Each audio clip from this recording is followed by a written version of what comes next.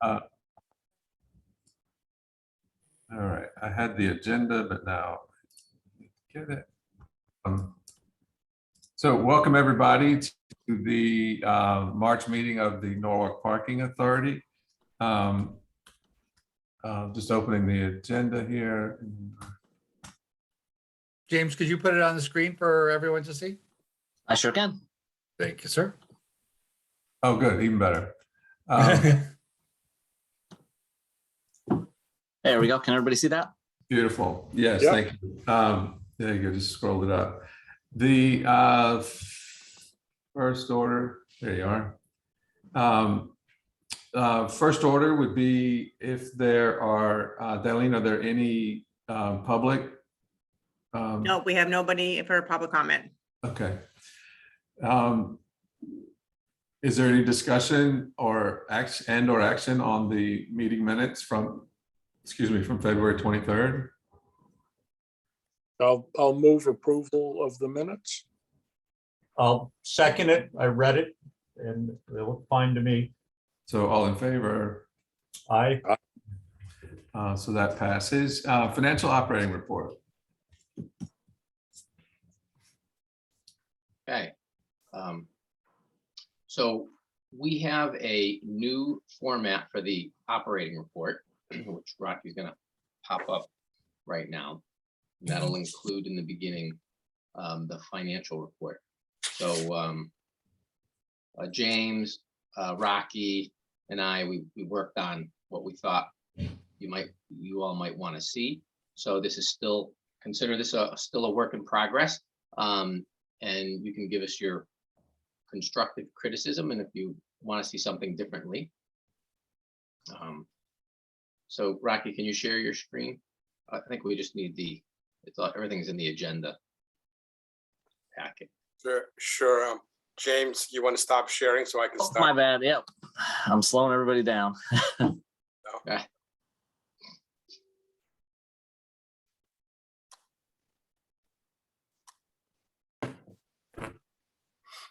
So basically what we did was we took the very large, long operating report and we tried to scale it back as requested. So on the first page, you're going to see, excuse me, the financial summary in pretty much a high level summary, which used to always be in your packet in several different files. And basically what we'll start doing is, again, after we go through this, you tell us if you want more or less. But for the month, we are down a little bit, and that's basically coming from transient revenue. All locations have basically been down except for the Maritime Garage, especially the rail facilities again are still recovering, and we're all still recovering from the Omicron variant. Expenses were a little higher for the month. And back to the revenue, even though we're a little off, unfavorable to budget for the month, year to date, we are favorable. On the expense side, we're a little bit higher for the month, and that's because of a few one-time expenses like the audit fee that's been ongoing, the THA consulting fees, and snow removal expense. But year to date, again, we are favorable to budget, and that's reflected in the fund balance or operating income of the system. So if you scroll down, we also included a variance report that really highlights. Steph, I'm sorry. Just you went by. Where are we with in the prior page? You had the permit. Where are we with permitting? Are we seeing any? You have permit revenue up is 7.8% from last year. So are we seeing any upticks of people procuring permits at all? So yeah, so if we scroll down, I mean, Rocky, you can scroll down to, what is it, page Or if you're going to cover it later, that's fine. I'm sorry. I just saw it. No, it will. But I mean, this might be like one of those good points that maybe we want to make sure we address this and maybe bring this up. We're still recovering. I mean, you could see the activity levels have always been pretty consistent. But on the permit revenue, we are starting to come out of Omicron. We're still below, pre-COVID levels, and but we're better than we were last year. And so I think, Yes, sir. and so I think they're on under budget summary, total expenses are 6% over. Do you have a sense of why that is? Let me scroll back up there again. So what the question again? Under budget summary here, total expenses, it says it's 6% over for the month. Oh, yes. So that is mainly due to three items. I mean, there are several line items that are, up and down, but the major ones was the cost of the audit that's ongoing now. The THA consulting fee that was for the, facade improvement review at Yankee Doodle, and snow removal expense. Okay. Was over budget for the month. But again, year to date expenses are almost 4% below budget. So with the larger hits of those two items, right, the THA and the thing, that only brings us 6% over budget? Yeah, because we were, if you netted out those expenses, we would have been below budget. Okay. So the total for those expenses were, let's see, I want to say just the audit THA was probably 50,000, and then snow, we were, let's see, snow, we were about 20,000 over for the month. So with snow 20,000 over for the month and THA and that still only brings us, what was the budget for the month that it's only 6% over? The budget for the month was, total expenses was 514,000. And we came in at 544 and change. Okay.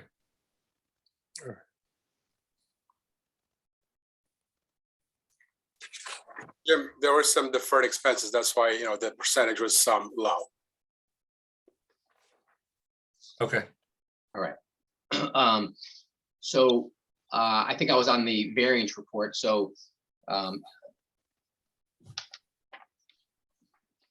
we can start including, and what our thought was that we would include variances that were of a magnitude of at least 20% and $5,000 compared to budget, whether it was positive or negative.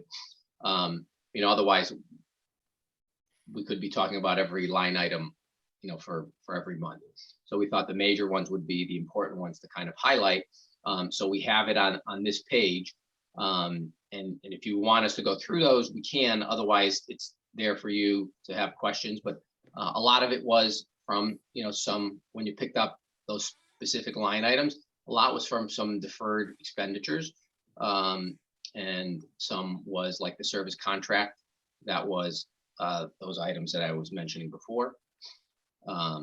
And on the snow, it was timing of invoice payments. So we caught up in February for payments from prior month.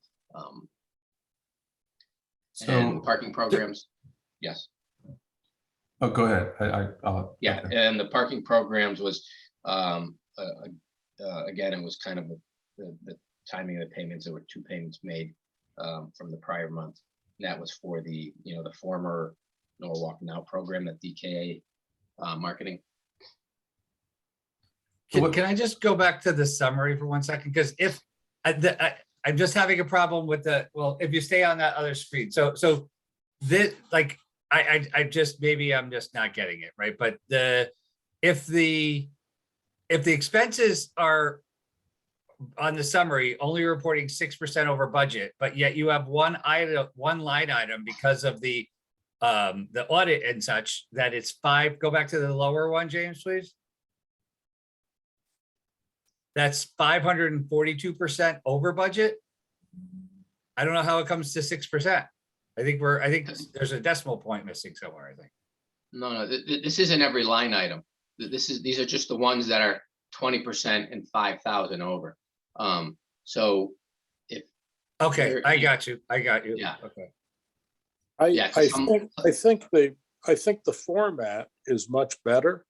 But if you do it month to month, you're going to see spikes and valleys that aren't reality, so to speak, because you happen to write a check for some repair thing that I get what you're doing, and I think it's a better format.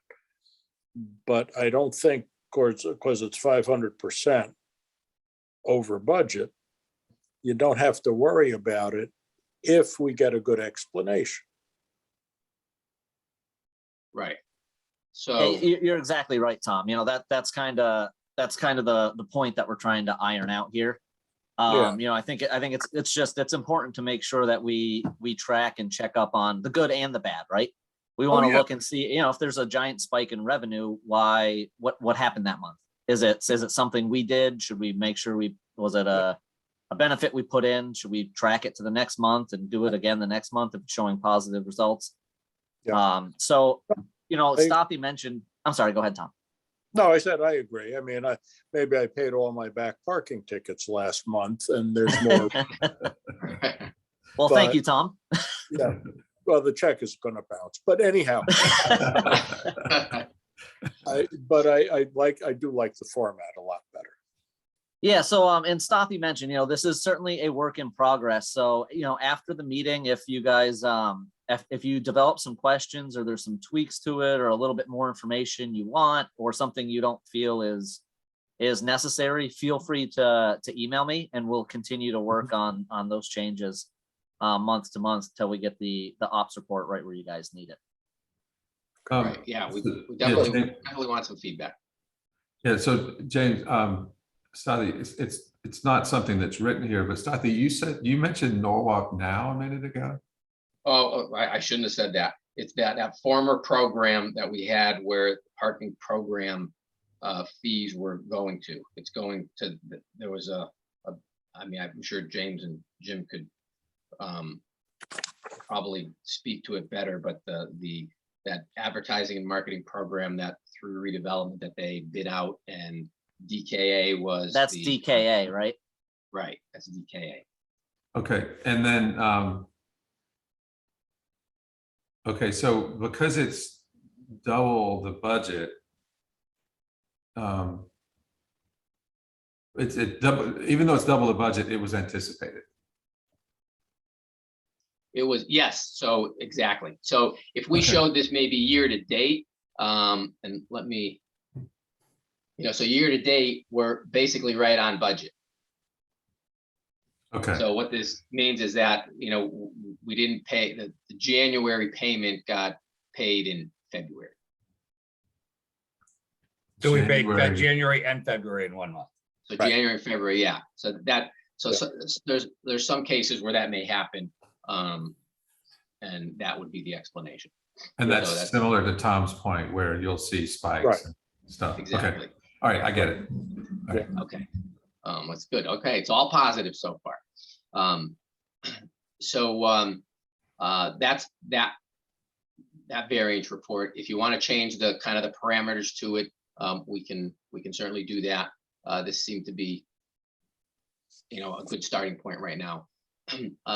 Then the next page is a comparison to pre-COVID. We'll have to give credit to James on the colors and the format for this one. Even though he's colorblind, he still got it right. It's the Park Norwalk colors. Yeah. Well, he got it right. I so didn't, that's- you know, the worst part, I didn't even notice that. I'll take it. James, don't Yeah, say that. okay. Just take the credit. I mean, you're welcome. Yeah. So this was something we discussed and meant to really, because we over the last year, we've really been talking a lot about comparisons to pre-COVID because comparisons to last year seem to be somewhat irrelevant other than the fact that it's better than last year. during the COVID budget. So you can see in this Rocky, can you graph, stop sharing your screen for 1 second? Sorry, I just realized that what's in that ops report is January. Right. And I'd like to show February's. So Stoppy, I'm sorry to interrupt. You can keep talking. I yeah, just no, wanted no to problem. But this is, this was, I forgot though, this was year to date, wasn't it? Or no, this was for the, That was month to month. yeah. Yep. Yep. So this is February of 2019, which was pre-COVID, and February of this year. Okay, perfect. So it can give you an idea of, you know, exactly where we were before, you know, the storm rolled in. Yeah. Which I think it's important to see how we're trending and how close we are to getting back to those pre-COVID levels. Yeah. And, yeah, and if you see too, the January one next to it, you can see, you know, the orange bar catching up. Yep. Yep. Good. And okay. And then same thing on the expense side. You have that, good, yeah, James got that. So you could see from the buckets that correspond a lot to the high level summary on the first page. It's really total operating expenses, the city administered, debt service, and the total. So you know, So then what- everything's been down except for the debt service, which you know, came from the schedule from the city, and that was the debt schedule. And then, so current expenses are outpacing February of last year expenses, 100 whatever thousand. What about that? What is that? Well, so no, current expenses are below last year's expenses. So the blue is pre-COVID, is last 2019. Pre-COVID. Oh, I'm sorry. Yes. Okay. Yep. Yeah, so every expense component except debt service is favorable to pre-COVID. We're still below pre-COVID levels. Well, orange is current. Yeah, Orange. it's more. Yeah. So is my It's not below. Oh, you know what oh, I'm sorry. I'm looking at January. That doesn't. Yeah, Okay, so- yes, So you know, especially in the winter months, there are certain things to remember. Snow removal is one of them. Snow removal is much higher this month than it was last month. And then also we had the audit and the THA expenses. So if you take a look at January's, I'll stop sharing my screen and Rocky can pull his back up. You'll notice that in January, our expenses compared to pre-COVID were much better. February is a little bit of an outlier. But you know, as we start to present this month to month, it'll give us you know, when you first start something, things kind of look shocking, you know, because there's no context.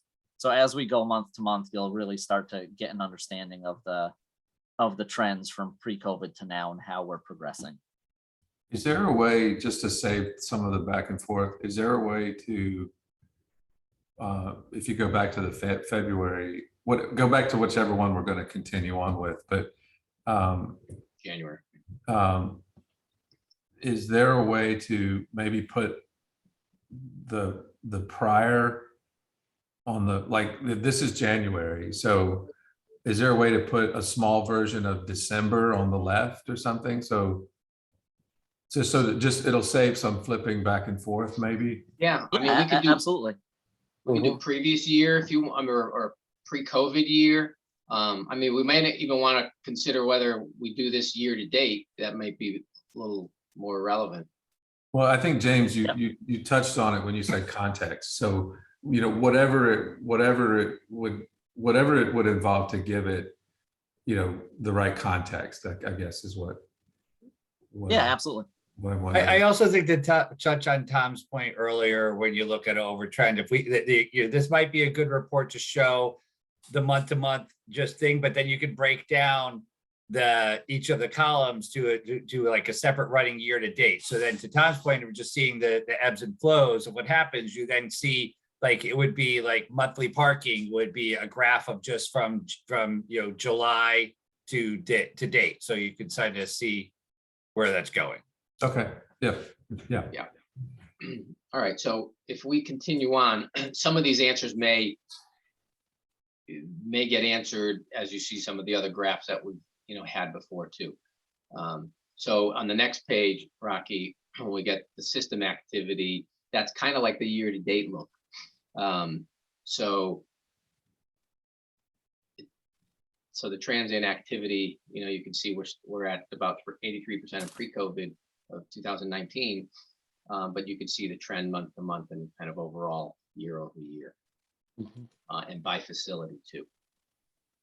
So in the previous reports, we didn't have that 2020 that in this graph. We only had the last 2 years, but we added this for the third year because right now that 2020 is pre-COVID because it goes through February. And it was really the end of February that that everything hit and things were starting to get shut down for March.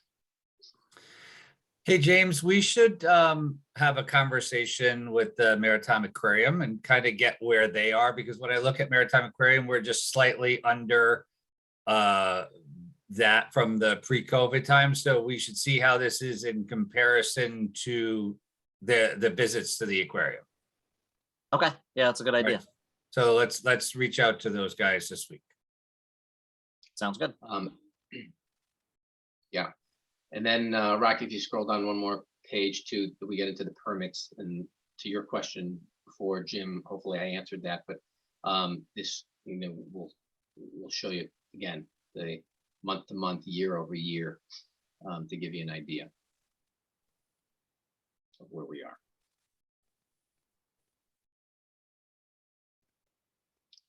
And then we kept the on-street information and page from our typical report in the past. We also kept the parking enforcement on the next page. And we kept a judge report on the following page. I have a question about that. Yep. So tickets issued versus demand analysis. So what does demand mean? So demands are really transactions. So transactions. So somebody paid for something. Right. Are there tickets where they don't pay? Are there like 2-hour free spots that get tickets, or No, something? so this only is comparing it to a paid transaction. So somebody that parks in a 15-minute space and leaves, or parks and doesn't pay, and and they're not given a citation, those aren't tracked. But they're not tracked? No, I mean, we don't have a way to really do that unless we how would you? bring back the space Right. sensors that we used to have. So then by not tracking those, which are citations, are there tickets? But so you're getting more tickets potentially. It skews the numbers, I guess, is what I'm getting at.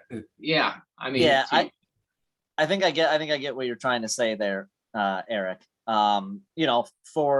So if someone pulls into a space and is going to be there for 2 hours, but just rolls the dice and doesn't decide to pay the meter, and then gets a citation, right?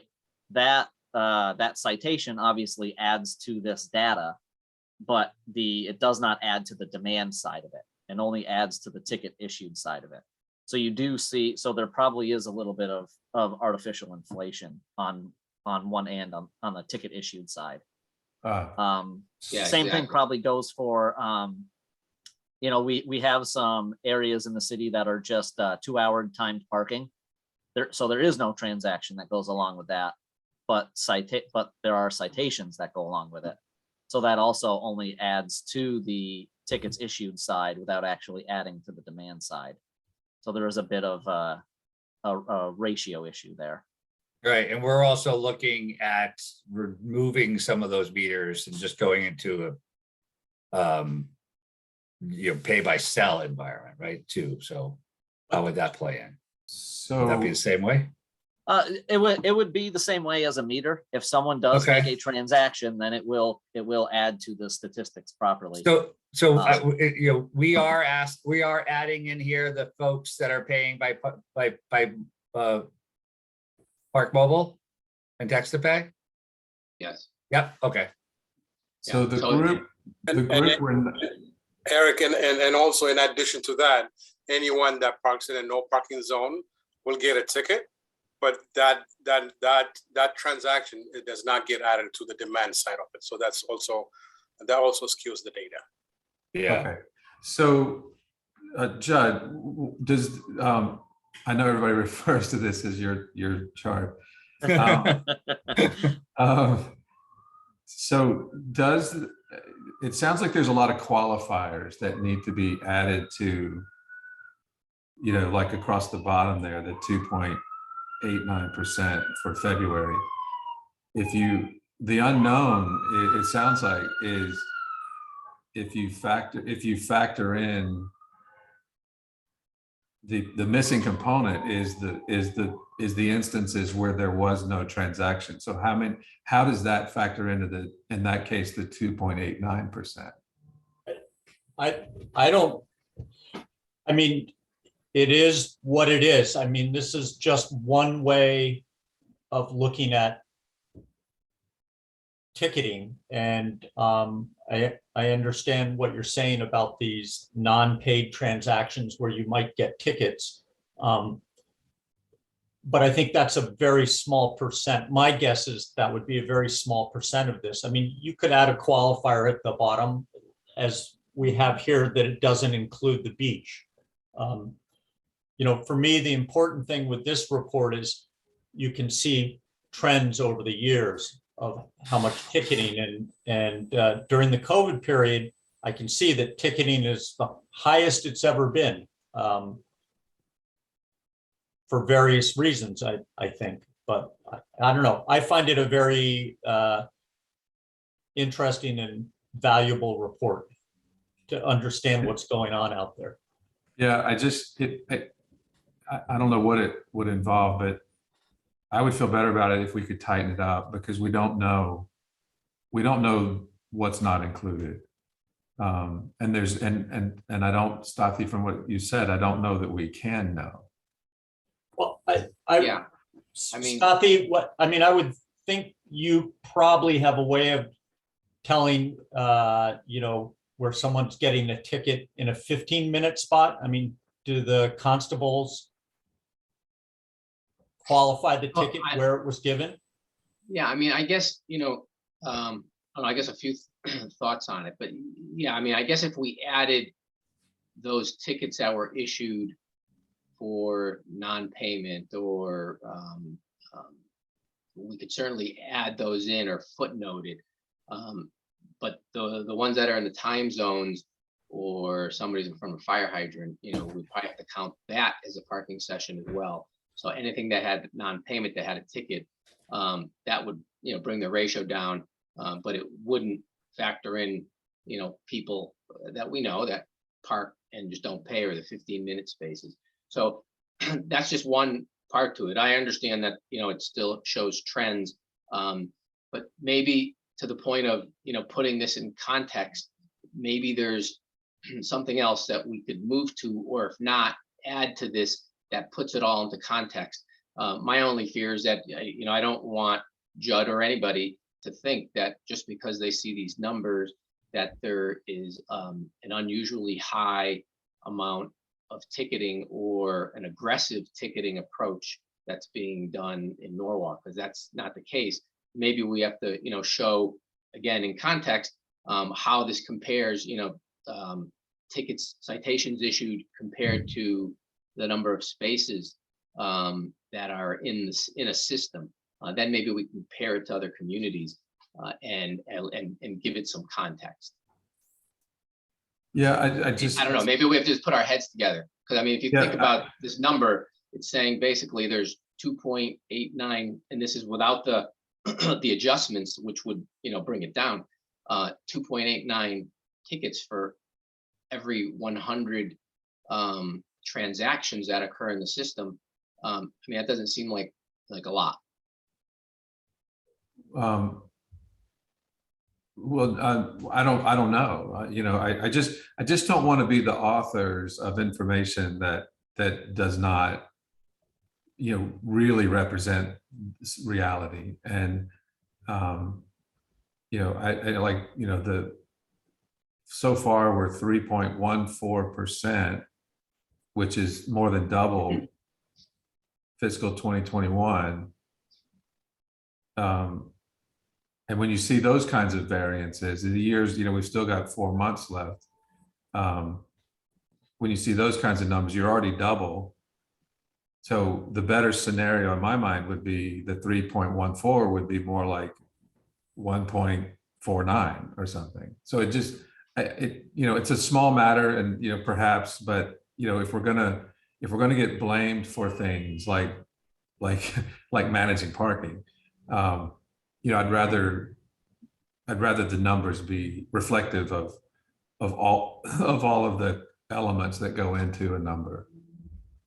So I don't know, Judd, maybe if you could think about it, and how to establish that, because what it says to me, the trend, and although it might indicate movement in one direction or another, and maybe there's a way to do it without numbers. I don't know, maybe it's a graph or something. I don't know, but I just don't want to continue to be the authors of information that's not holistic. Well, let's put our heads together between now and the next parking authority meeting to see, just to discuss all the angles and figure out how we can come up with a report that still provides you with the information that you guys are looking for in a more accurate light. Yeah, I don't know, maybe we come to the conclusion that we can't figure out an accurate way to do it because, sometimes without some sort of sensor technology or something like that, you can't really count how many people pulled into the space and didn't. So maybe we can't quite come to a conclusion. Who knows? But I think we put our heads together and see what we can come up with by the next parking authority meeting. We should be able to do something. And maybe it's just plus or minus. You populate this thing with plus or minus. Maybe that's enough. I don't know. Right. I mean, it's just showing a trend, and the graph on the bottom, the 3.14% is almost double of all of last year. But if you look at the top graph, which is tickets issued, I mean, you can see year to date that we have given out more tickets. And I think you look at the previous year, I think it's useful information. And if we're giving out more tickets, I think it's good for us to see that and know why. I mean, my personal take on it is people are just not as law abiding or whatever, so to speak, right now. I think it's a trend that's been prevalent throughout COVID. So okay. I don't think we should hide this information if we're looking at it, right? No, yeah, No, no. So if I can, because I think Judd has a valuable point here, right? And but I don't think we should just look at it to see the data. I think we should now, so he has a valuable point where we're seeing a trend of higher ticket issuance, right? So I think we should take this then a step further, right?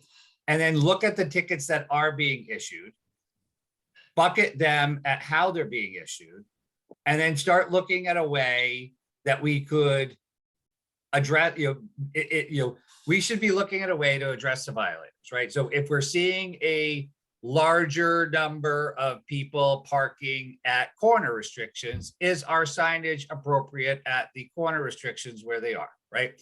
If we are seeing a larger percentage of people getting tickets at meters at a particular location, is there an outreach method that we could do with the local businesses to put as reminders to get the ticket for them to pay the meter, because I share Judd's concern. We want to make, I want our revenue to come from the meter and not from the ticket, right? So Yes, thank if you. we're seeing it coming from the ticket, then let's look at how, so James, if you could start to, with Rocky, look at how the ticket, what are the type of tickets being issued, and then maybe it's going down a little bit granular, and then start looking at methodologies to address those, whether it's signage, whether it's working with the merchants for some, because I do think if we're, if we'll pick Washington, for example, right? If we're seeing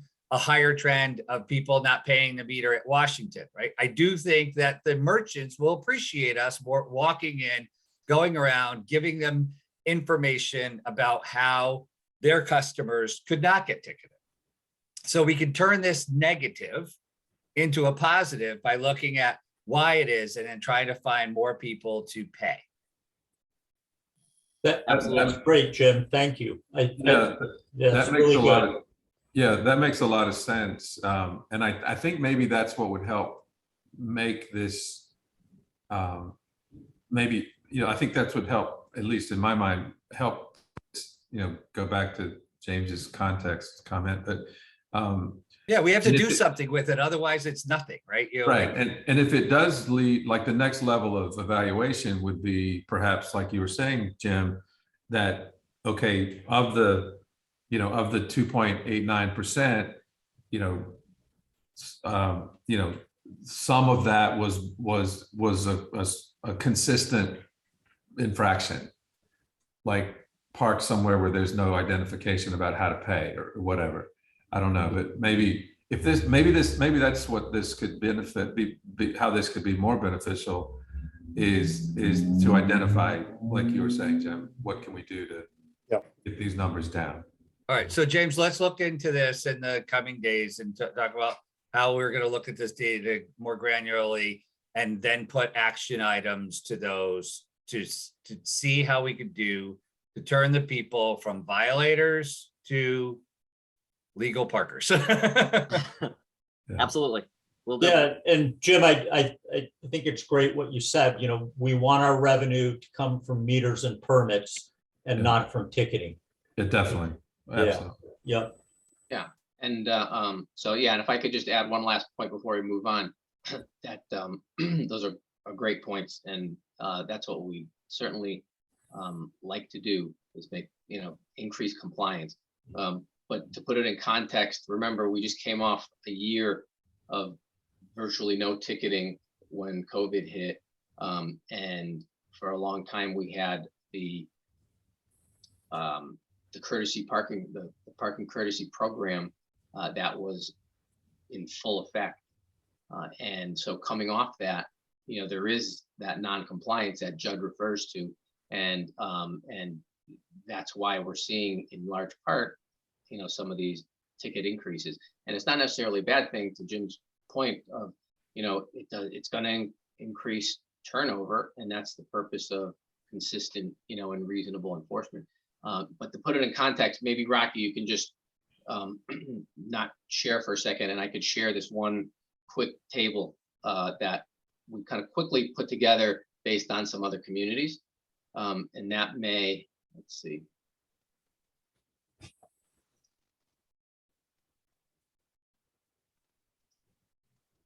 Can everybody see that? Yeah.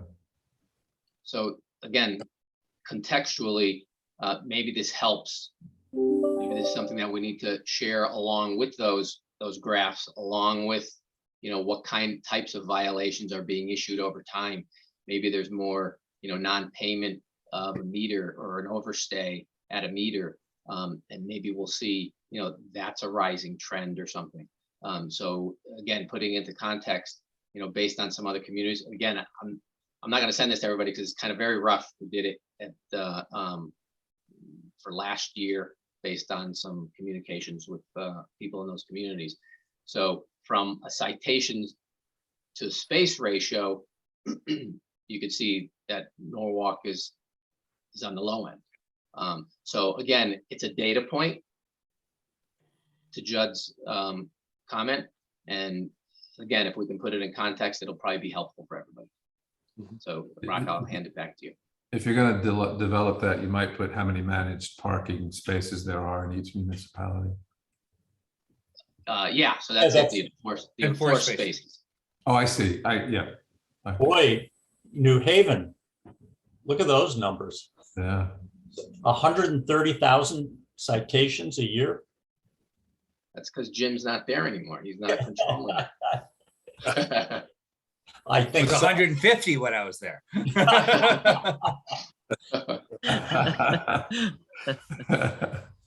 Cool. You know, Okay. they All right. also, you know, so, but in that, you know, to speak just slightly on New Haven, it's not a true apples to apples comparison. I am sure but so, you know, New Haven has a really, you know, robust residential parking program that's enforced.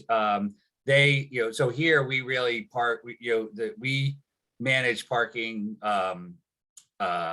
for just the parking spaces, but the parking enforcement officers in New Haven are really citywide. So they do violations citywide. They do residential parking zones, which, you know, there's, I think, you know, 40 residential parking zones.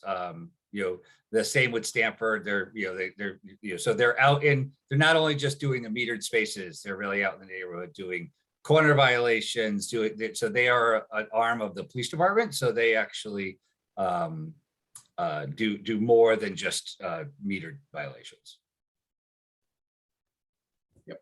Makes sense. All right, Rocky, you can take over again.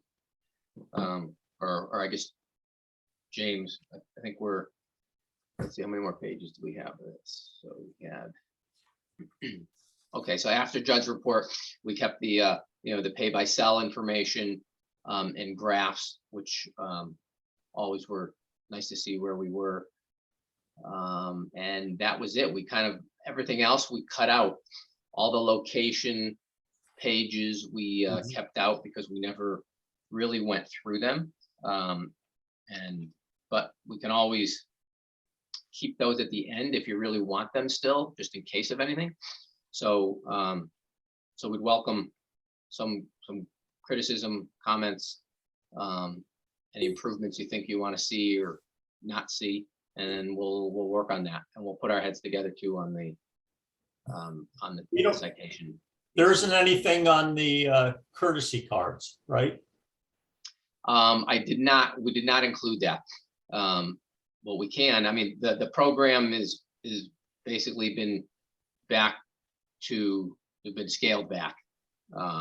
So maybe a few days, you know, a month now. So it's not as significant as it was. You know, I mean, that may be another discussion. Maybe that, you know, that program has kind of run its course and we need to think about what to do with it. You know, maybe it's still good to keep a few days a month, but not really expand it like we did, you know, during COVID. Yeah, I personally think it's a great program, even if it is only a few days a month. So yeah, so until you give us direction, we'll continue with that, and you've given us discretion to do, you know, do the number of program days that we feel is right. And but if you want us to share that, yeah, we can do that like we did before too. Yeah, all I need to see is sort of a one-page summary of that. I know in past months, the report for that went on for a couple of pages years back. You know, I don't need to see that. If somebody else does, maybe speak up, but just one page of, you know, year to date, current month, something like that. Okay. Jotting down my notes here.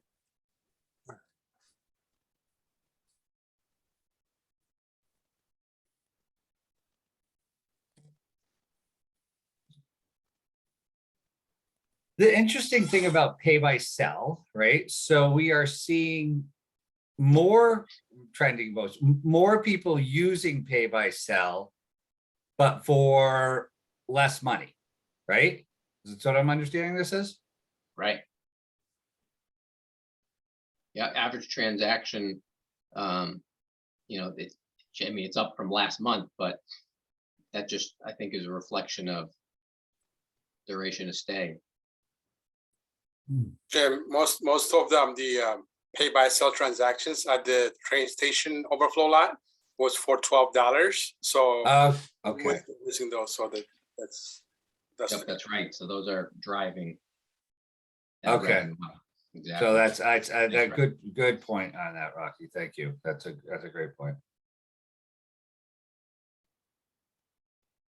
So, okay, so we'll work on that. So like takeaways are, we're gonna work on the citations data, and the courtesy card program will add back and make sure it's kind of relevant. So with that, that is the end of our report, unless you have any questions, any further questions. I don't. And again, please mull it over the next couple of weeks. And if you have any questions or anything that you think you want to see in the report, just send it over to an email with me, and we can go from there.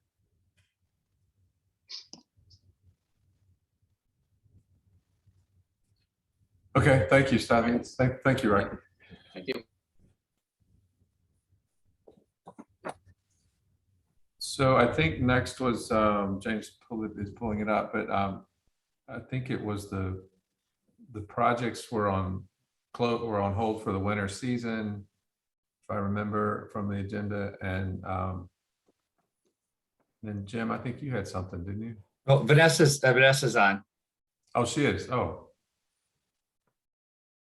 Hello, everyone. hi, Vanessa. So the only thing that I have to really report this month is that with the weather better last week, we brought back Capasso to the site. So they mobilized yesterday and today. So we're gonna start again. We turn on the water also back at the train station, and then we're gonna start with the power washing again.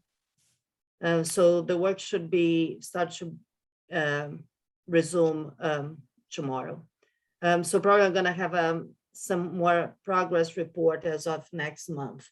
We still have a lot of work ahead of us, so it's probably like another 2-3 months until we are done. Vanessa, do you know where we are with the glass and the Selno train station? I know they measured. They placed the order, but I do not have a date yet. Okay. Yeah, I think glass is also another one of those items on the hard to Yes, find that may list. take forever. Yeah.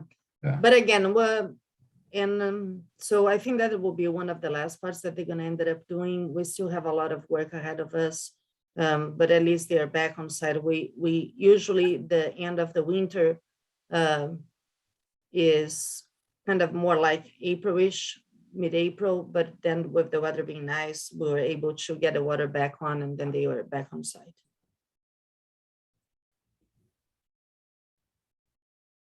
Okay, great. Thank you, Vanessa. No problem. Okay, so then the budget.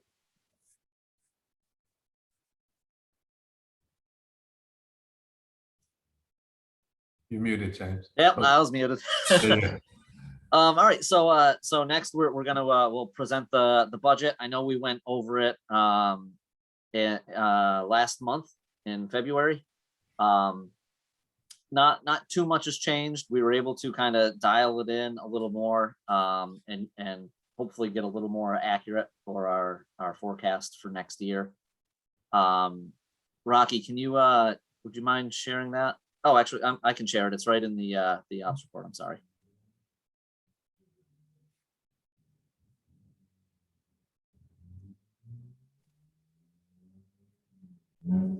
There we go.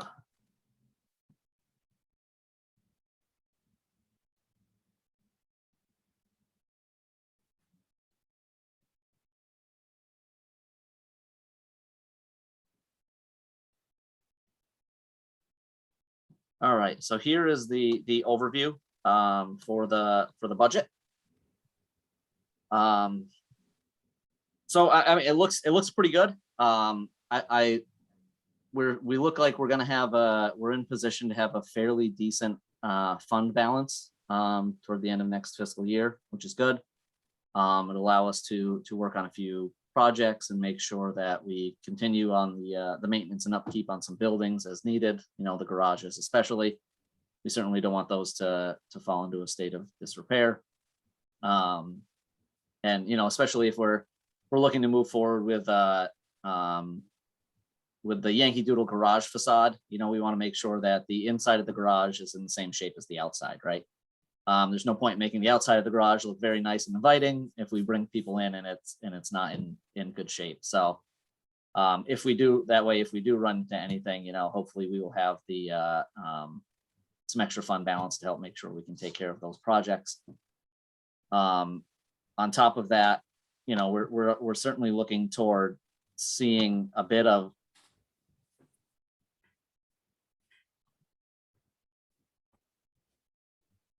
Oh, looks like we lost them. Oh,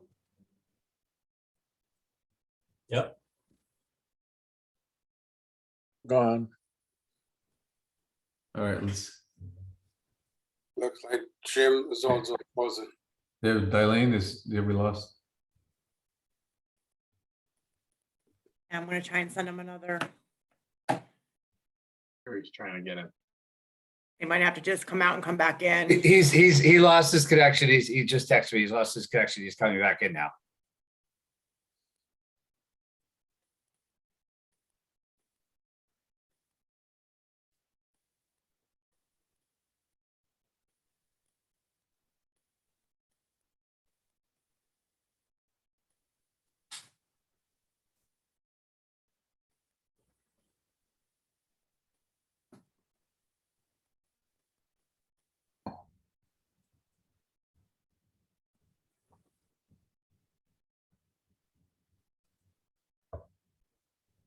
Lean, do we have any on hold music?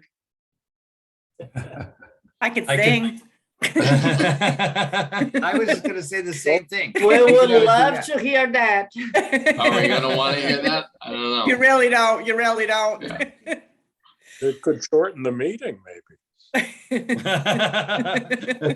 Tom might lose his connection too. Yeah, right. Right. Motion to approve. All right, looks Here like it he's coming comes. back. Yeah. You're muted, James. all right. Sorry, everything closed down on me. I've got to open the files back up. Bear with me for a minute.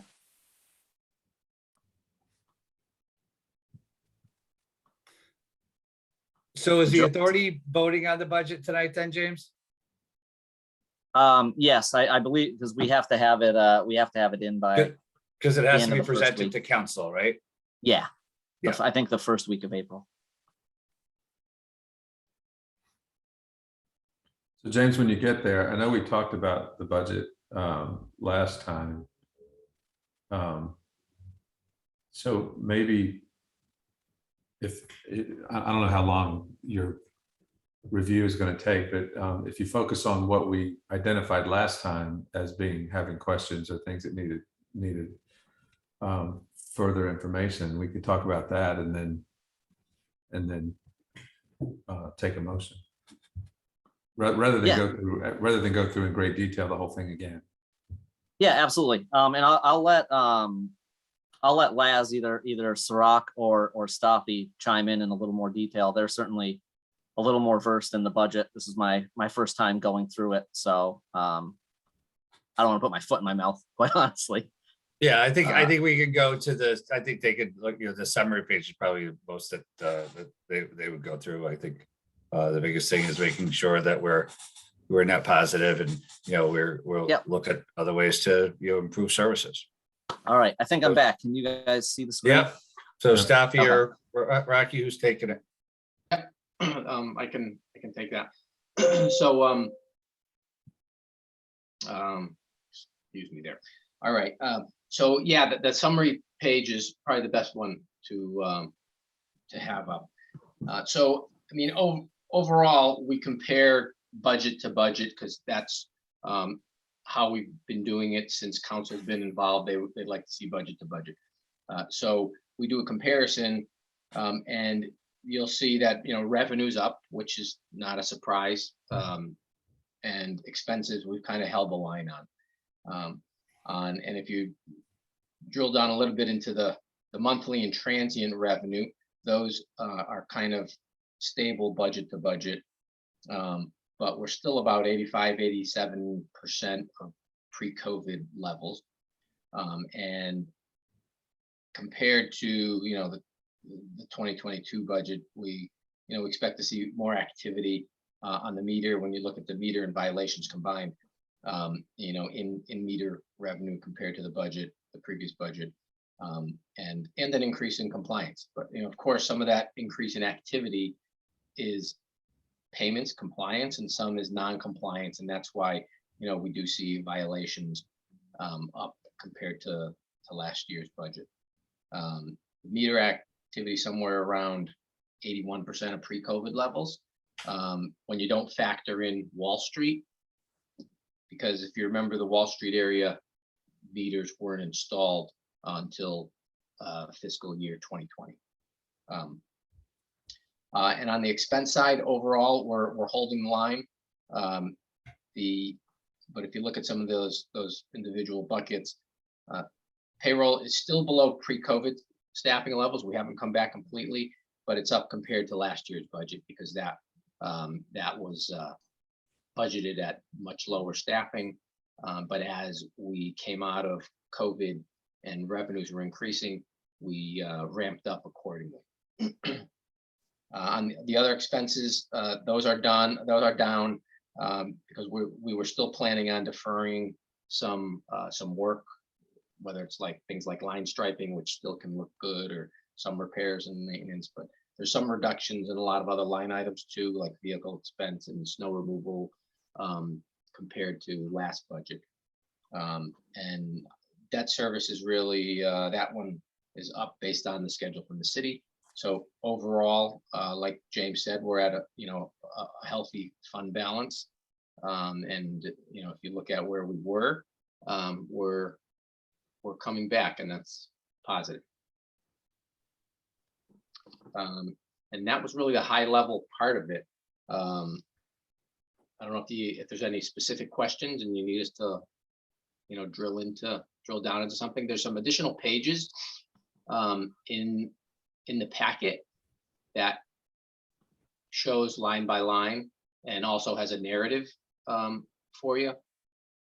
So you can see where some of the expenses go or what's paid out of them, and maybe some clarifying information on what makes up the number.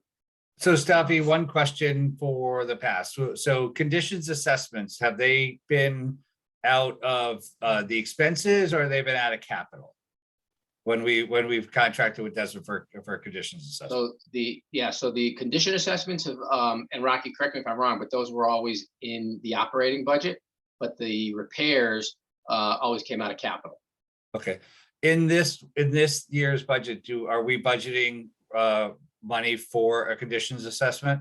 Because we held off last year, so I think before we continue to defer additional expenses, I'd like to get Desmond in here to update a conditions assessment to make sure that the garage is maintained in tip-top shape. Yes, it is in there. All right, fantastic. So for the authority's perspective, when we hit this, we will go out for an updated conditions assessment. Those conditions assessment largely drive the capital investment work that we've done in the garages. They kind of look at all of the factors and give us guidance. What's the things that we should be working on, and then also what's the nice to have, right? So we want to make sure that the things that we absolutely have to be working on are getting done. So we'll look to make sure that happens, and that'll probably be like a fall update to you guys to talk about what was in those reports. Where is condition assessment in Well, it would be other operating expenses. They pulled it out of expenses so that it would be in the larger expense item. And then once we have the assessment done, then any of the work comes out of capital funds, not out of this. Right.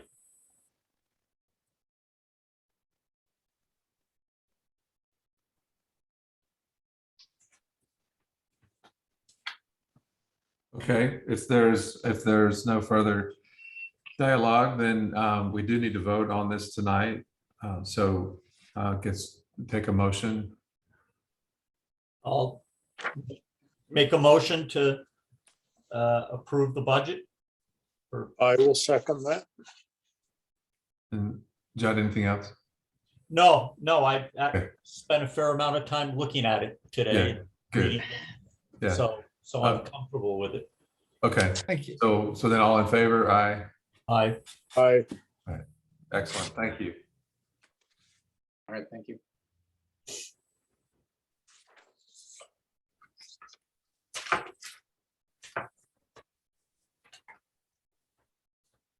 There you go.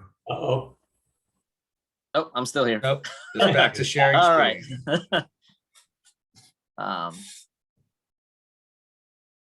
All right, so the- the next on the list is a discussion about our favorite subject, 15-minute parking spaces. Yeah. I wanted to get the dialogue started. I had a couple of parking meter vendors come in and just give me a quick presentation on some of the, Jim and Garrett were in there as well, on some of the new technologies and features that are out there. Kind of what are the other cities doing that seem to be working well? Are there any new ideas out there? What's not working well in some of the other cities? Just to kind of, help gauge what's going on in the country, especially coming out of COVID, and see if there's anything that we may be able to incorporate.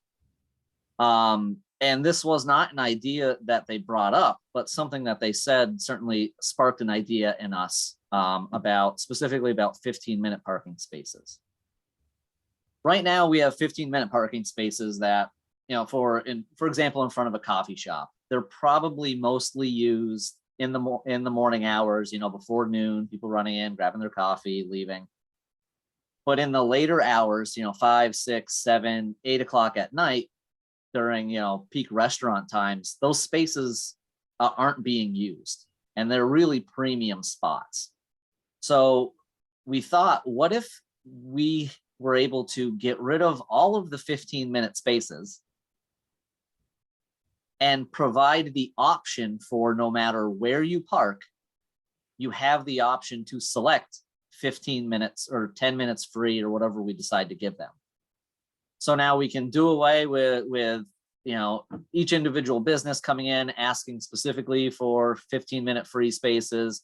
We have the ability to now capitalize on all of our spaces, which are premium spaces on street, and be able to, collect the revenue in the later hours when almost all of those 15-minute spaces are empty. Now the other patrons of the other businesses that don't really need a 15-minute space have the ability to use those spaces. So basically what would happen is when you come up to the meter, you have two options. You can click to pay for parking, or you can click to select your free parking voucher. So you put in your license plate like you normally would, and it spits you out your 10 minutes free. And then you go about your business, you can come in, you can leave. And then we also have the ability to control that by zones and areas or citywide, and how many times that specific plate can use it and how often and things like that. But I think it's a really exciting option that I don't think, as far as I know, nobody else is doing. And I think it's a really, really special program that if we can do it and we do it right, has the potential to really check all the boxes and really help out every type of business and patron who are coming to downtown Norwalk.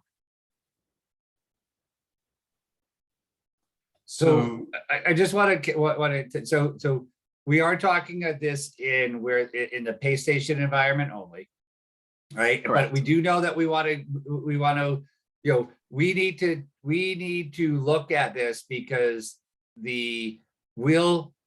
to stay in the single space environment, we need to make a considerable investment to these meters because their communications technology will expire by the end of the year, right? So the communications companies will no longer be supporting 2G and 3G network, which is what these meters run on, right? So what we really would like to propose is that we expand the pay station model. We think this really starts to clean up the street, less clutter. And then with that, we actually can provide the businesses with a real big value add. And that is, like if we give you one, like to give a coffee shop 1 meter, right? Then that person has to win the lottery to go there. Anybody else is still going to have to pay, right? This actually opens up more spaces that maybe at that time. We can certainly monitor it and see how it goes, right? We've had some internal discussions on, well, is that really going to be a significant loss of revenue? As what if everybody does it? What the reality is, if everybody does it, there's a lot of work, right? So if you really have to work that hard to get 10 free minutes of parking, then maybe you deserve it, right? But because you then have to you'd have to start another session in a pay by sell world. But we do think that this gets us out of that 15-minute, which again, from my perspective, is more of the clutter in the street that we're trying to resolve by going to pay stations to begin with, right? And then to James's point before, those are for usually businesses that have a specific need, like a coffee shop that primarily is looking at early AM, and restaurants can't take advantage of those spaces in the evening because then somebody gets a ticket, as we just talked about before, because they're parking in a 15-minute parking space because there's no other parking and they're staying for a longer period of time, right?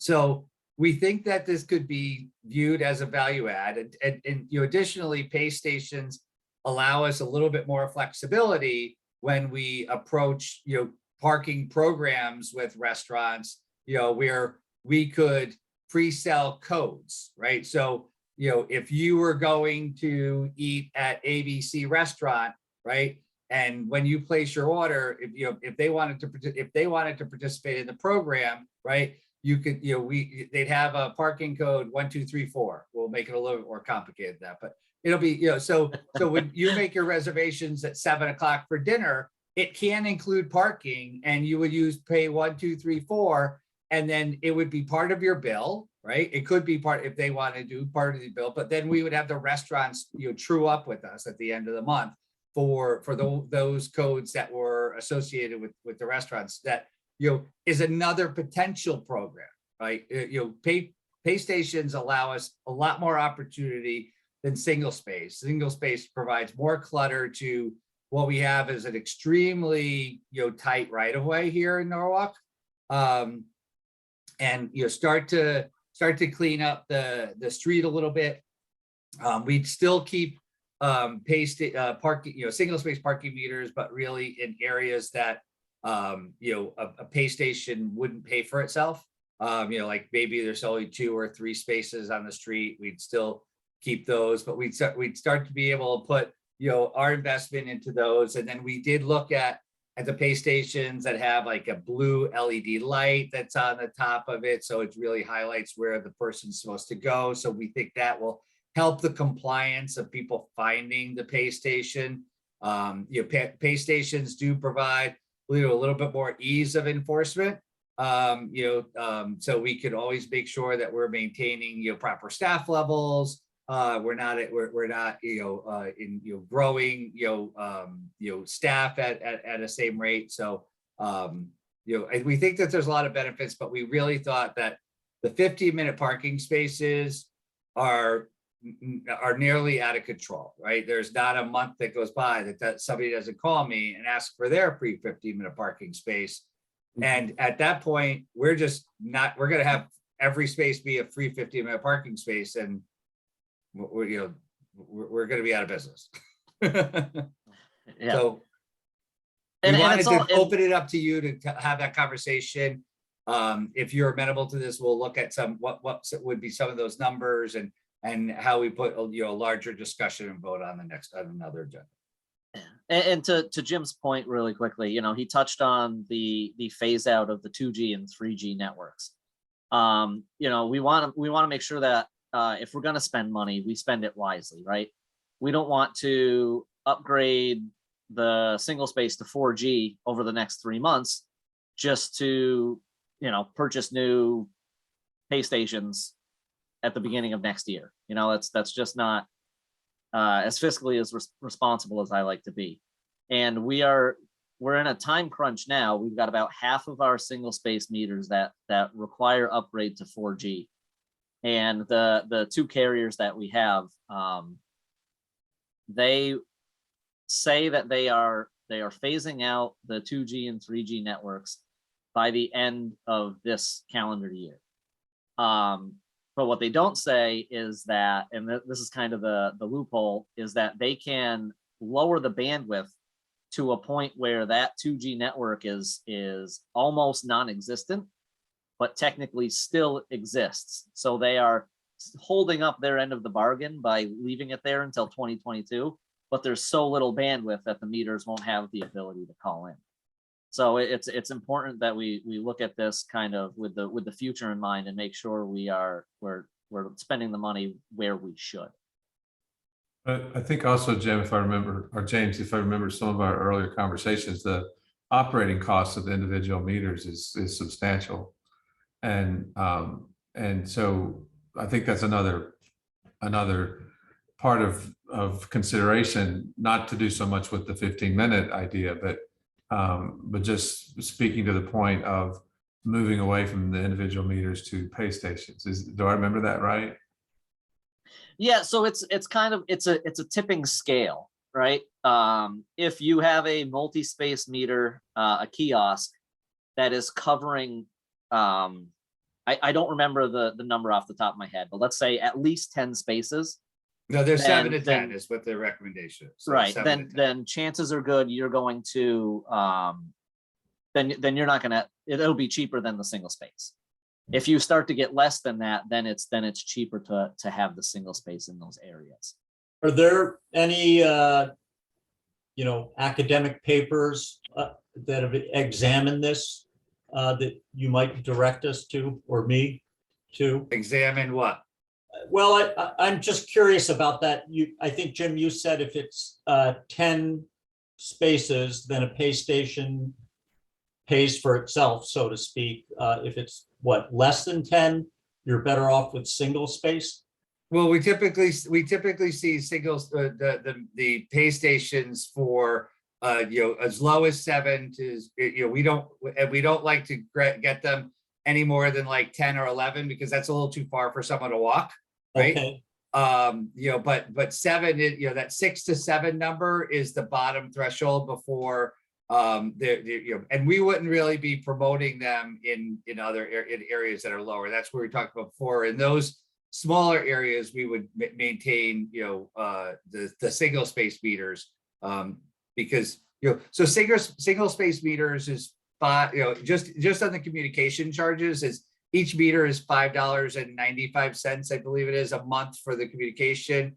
And then you're able to get economies of scale with the pay station so that you can start to keep that cost down, for that. So you see, like when you lots of, with the analysis that James did earlier, that where we looked at the meters that we have that just aren't producing a lot of revenue, where we talked about putting in, making pay by cell only, is because each of those meters, not only just the sheer cost of the meter, but the expense every month, we're not even, we're spending more money than in some of those meters than we ever make.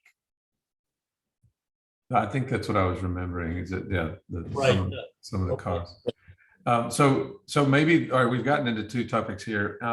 It's easy to do. Yeah. And certainly the second topic, which is the the single versus stations is one to have. So I would be in favor of pursuing that further, with whatever materials back up the conversation.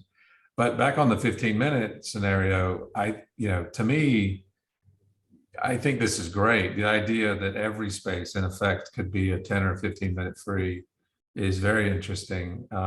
I find it frustrating when I go to places that there's 3, 4, not just in Norwalk, but anywhere where there's a bunch of 15-minute spaces that are all empty and I can't, they can't be used. And I think communicating this to the consumer would be important, which that gets into our signage. So, maybe, and then James, I think you said that this is pay station only. So that means there's no transaction fee by doing it on Park Mobile. So it is completely, it's the most inexpensive way to do it. Yeah, there is no, if you were to, hit the 15-minute free button, there is no transaction fee that comes along with that at all. Yeah, so they would, more than likely, they would enter their tag number and then say 15 free and then go do what they've got to do, something like that. Correct. But it can't be done on Park Mobile. Correct, because we'll get charged. Right. Yeah. I honestly, I haven't pursued this option with Park Mobile yet. I don't know. I honestly don't know if it's an option. And if it would be an option, I do not know if there would be a transaction fee. So that's going to be part of the research that I need to do. The Park Mobile fee is 30 cents now? 35. 35. Okay. So I think it sounds like you're looking for us to say whether we find this interesting or not right now, right? Yeah. So I, for one, do. So Tom, Jeff? Yeah. No, I agree. I think it's a great idea and you got to flesh it out some, but I think it's terrific. Yeah. Okay. So that was this today. Like we didn't want to invest more time if you guys were like, you guys are idiots, right? Yeah. We'll work on a little bit more presentation to talk about that because we think it's a really value add. We're spending a lot of resources to try to clean up our streets, and I think this modernizes it. I think this could be opportunity to begin to offer more parking offerings to businesses, right? Whether it's 10 minutes, whether it's ability to do validated parking for them, so they could it opens us up. And I also think that there's nobody in Connecticut that's doing this, right? So we then be another first, right? And then I think maybe it starts to talk about Norwalk in a really positive light. Yep. Is it being done anywhere in the country? So there is somebody there's somebody who's doing what Calais is doing it in another city. I don't know if it's citywide, but they have an option of that. We could certainly get some information from Calais and see if there's any other white papers on that for you, Jeff. Yeah, I'd like to hear how it's working other places. And I guess one of the things that jumps to the front of my mind is, how do you get that information to someone who's new to Norwalk? If you live here in Norwalk, you get used to it and it's there. But if we've got someone coming from Ridgefield for dinner, or not dinner, but yes, dinner, but they want to stop at the bank somewhere, how, do we sign? Is there signage for that? How, Well, it would be right on the screen. So you would have an option to just for free 10-minute parking. You just go on the screen, right? So it would be right there for anybody that oh, I was going to go and pay. Oh, I can go to the bank for free, right? Okay, but you don't see any kind of street signage that says free 10-minute parking everywhere? I think, truthfully, I think it's more, I think part of this is really just trying to clean up clean up the street. I think our streets have become super crowded, which, and they don't stay straight. They look, and so you look down the street, signs are all skewed, and it drives me insane, right? So my desire here is to really look at trying to clean up the curb. Jim, just on that note, you ever been up to Hudson, New York? I don't think I have. Boy, I'll send you some pictures. Their streets are just beautiful without signs, and they Right, I love it. So I was in Phoenix, Arizona. They don't have signs either. It's really nice to look at, right? So Yeah. because Okay, also so- we've begun to put so many signs up that you don't read any of the signs anymore. Yeah, Right. you just look over all of them. Yeah. Okay, so I think we've all greenlit this. If you guys wouldn't mind, continue pursuing it. Yeah, and Yeah, this isn't just for the street. This would apply to the surface lots too, right? I mean, wherever there's a pay station, you could. well, theoretically, yeah, you could. I think that's part of the longer conversation. But as long as we have a multi-space there, we have these options, we have them. And along with that, with the 15-minute option, we have many other options that we can talk about. So it really also future proofs us for what we want to do moving forward. Mhm. Okay. All right, Okay, we'll great. get back with you. Excellent, thank you. The second topic that came up related to the single space meters. I think, James, the timing of it seems to be what really needs to drive that. So I think if you have more about that and things we need to make a decision on, we can do that. Yeah. So yeah, I led at my previous position. I led the company effort when it came to the 4G upgrades. I sat down with, I don't know in how many meetings with T-Mobile and Verizon account reps to go over this. So I know it very, very well inside and out. And it's just a matter of time before we start to see these things fall off. So I will start doing my due diligence first thing tomorrow and really putting the numbers together and getting us an idea of where we're at. So we can make a decision on, if we need some more pay stations, we would have to spend the money on upgrading the single space anyway. So maybe, we take that money, we put it toward the multi-space, and then that allows us to remove some of the single space that would need to be upgraded. Yeah. So I think Okay. that's the way to look at it. Okay, all right, that sounds great. All right, so move to pay by cell only. So at parts of the city to move to pay by cell only. So this was, you guys voted on us removing some of the single space and the multi-space in areas that were not making money. So we were just, losing revenue in those areas because of the monthly fees for the physical equipment. I still think that's a great idea, and I think we need to do it. But one thing we did run into is signage.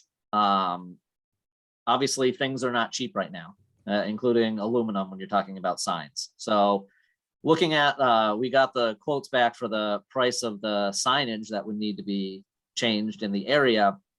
And it starts to, it's basically so expensive that removing the meters, we lose the savings that we would have by doing that.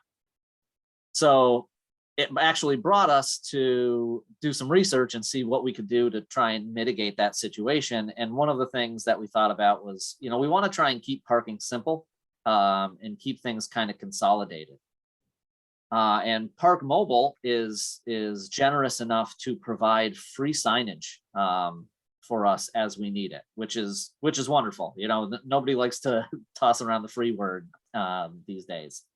The reason why right now we can't do that is because of how many different options that we have to pay. Now, the options themselves are fine, but for example, our text to pay option, if we were to consolidate into one text to pay option, then that would allow us to mitigate some of the verbiage on these signs, go to a smaller sign, and then Park Mobile would actually help design that sign and provide us with the free signage. So then we wouldn't incur that expense on the changeover from physical equipment metered areas to pay by cell. So I wanted to start the discussion on maybe consolidating some of the way we allow our customers to make transactions. And if you'll pardon me for 1 second, I would just need to put my sweatshirt on. Yeah. So while you're doing that, I think, again, this might get us into another topic, but signage in general, back to what Jim was saying earlier, every time I look at our current signs that have the 3 options, they just seem big to me. And so this could be an opportunity to, as we're looking at consolidating and reducing and maybe rethinking signage, this could be an opportunity to see what other configurations could look like.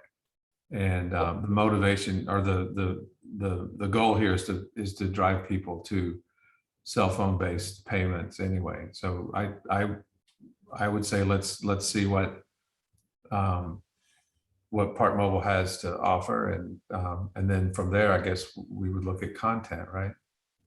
I agree with Yeah. you, Eric. I think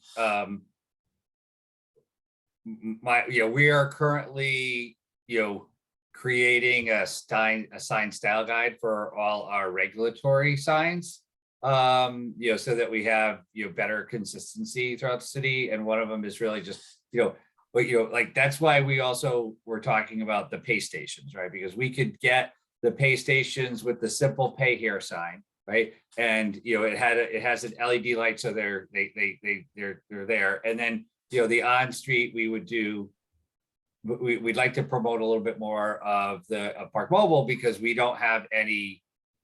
We see Park Mobile is fairly well adopted in the city, and there's no expenses coming from Park Mobile, right? That's all of our revenue, right? So we don't have to pay any credit card fees or anything. We have a net positive more that if we can get more people onto it, I think it's better, and still giving more people the other options. So the sign, the 3 ways to pay sign, I think does not speak to the best of Norwalk. Yeah, and especially when, like you said earlier, you look down the street. I think one time I walked out of my office here and looked down the street and counted an unbelievable amount of signs. And Yes, 2 we weeks ago- we hang a lot of signs really well. Well, 2 weeks ago. I don't they think put we another- hang them well. I just think we put a lot of them up. Yeah. Well, a couple of weeks ago, they put another one up that put a ridiculously high speed limit announcement out, and then they came back and put it on a taller pole. So it's just it's too much. But anyway, so do we need action on this, or what do you need? No action. I just wanted to run the idea by you guys, and then see if you wanted me to pursue looking into what the changes would end up being if we decided to try and consolidate that stuff. Tom, Chad? I would say just look. That's a great idea. All right, so we'll have something for you for next month on that as well. Okay. We have a lot of work this month. All right, perfect. Yeah, I mean, I just, whatever timing you guys need, it's not front burner stuff. Well, okay. The meters are front burner stuff for us, because we have to order and we have to plan to make sure that we're in a safe environment for communications. So that is a front burner, and we'll try to get the other one as well, just because the other one's spending revenue. Every day that the meters are out there, they just make, they just cost us more money than they make. Yeah. Okay. All right. Awesome. Well, thank you then. Okay. If there's nothing new or nothing further, then we'll have a motion to adjourn. I will move that we adjourn. Second. All right. All in favor? All right. Thanks, everybody. Thank you. Have a good night. Have a good night, Have a good everyone. night, everybody. Night, everybody. Have a good night.